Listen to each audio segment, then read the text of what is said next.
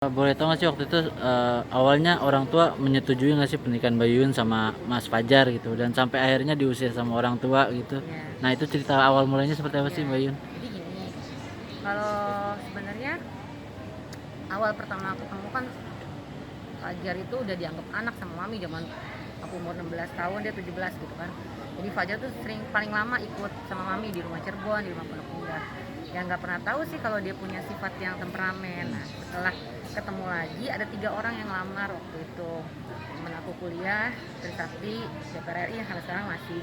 Yang kedua dokter, yang ketiga Fajar. Ya pertama setuju karena mikirnya udah Fajar aja deh, karena Fajar kan yang sudah tahu lama gitu kan. Terus dia juga religius juga, agamanya tinggi, bisa ngebimbing kamu. Semua nggak sangka mama aku dan juga anak aku, karena pertama awalnya tuh bisa gitu. Gimana sih orang yang kelihatannya orang pasti ini dulu apa namanya terkesan dulu gitu kan. Nah, setelah menikah itu baru 1 hari setelah menikah itu akhirnya ketahuan di situ.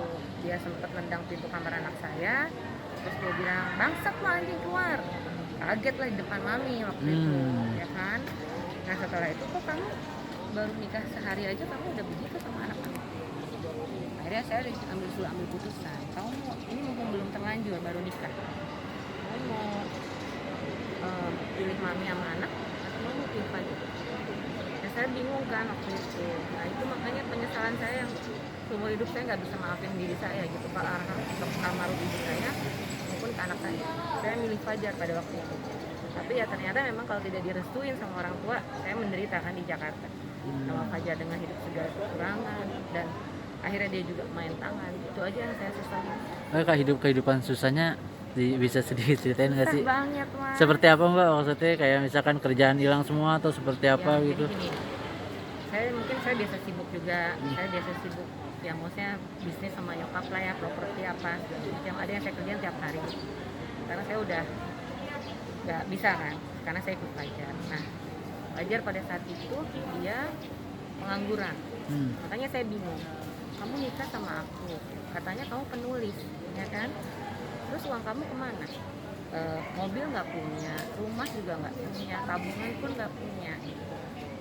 Aku juga bingung kenapa. Nah terus udah gitu ada tawaran atau apa, ambil aja dulu kalau menurut saya kan, karena kamu udah punya keluarga. Misalkan ada yang nawarin atau apa, nulis atau apalah, kerja sama orang, dia nggak mau, aja nggak mau. Jatuh dong sama aku kan mau jadi sutradara, kenapa aku harus balik lagi nulis? Nah, terus masih ada sombongnya, terus gimana kita hidup? Bilang kayak gitu kan. Ya udah, lihat aja nanti. Jadi dia masih berhalusinasi dan berangan-angan dia pengen jadi sutradara dan jadi produser, nunggu investor gitu, tapi tidak mempunyai kemampuan sendiri gitu ya kan. Nah akhirnya sampai nggak tahu lah, pinter dia ngomongnya untuk apa, ininya pinter lah sampai orang yakin, tapi akhirnya jadi terlilit hutang banyak gitu kan. Makanya saya nggak setuju juga. Akhirnya sampai aku tinggal di studio, bayangin Pak, aku tinggal di studio. Apartemen studio atau studio? Bukan studio, saya tinggal di studio. Oh, oke. Udah deh, udah yang bukan tempat tidur, hanya sofa. Pas sedih banget, nggak ada duit, nggak ada uang. Nanti kalau misalkan nggak ada uang, saya disuruh cari utangan. Nanti kamu bilang deh sama temen kamu pinjem.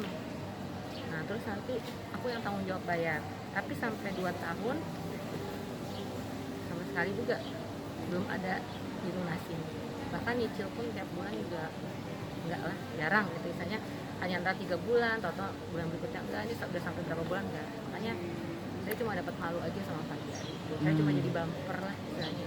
Berarti hidup sama 2 tahun dengan hutang-hutang atau gimana? Gimana? Hidup sama 2 tahun sama Fajar maksudnya ditutup sama hutang-hutang kah karena dua-duanya nggak bekerja atau? Iya kayak gitu. Gitu. Jadi nggak bisa apa ya, maksudnya dia nggak mau, kalau namanya nggak mau susah mas gitu. Jadi laki-laki kan sebenarnya harus mau susah, kerjanya cuma tidur kuat banget. Saya nggak ngerti gitu, maksudnya kan sampai kamu apa kayak kalau misalkan kamu bisa nge-grab aja, bisa nyetir gitu kan, kamu nge-grab deh, walaupun uang cuma berapa, tapi kan namanya suami mau bekerja, saya gitu. Enggak gitu. Jadi terlalu sombong. Kadang-kadang ada tawaran misalkan mau nulis, nggak gue terima, ngapain, nanti gue jatuh dong, kan gue udah mau jadi sutradara kayak gitu. Jadi dia milih seperti itu ya karena terobsesinya pengen menyayangi Anggi itu sih.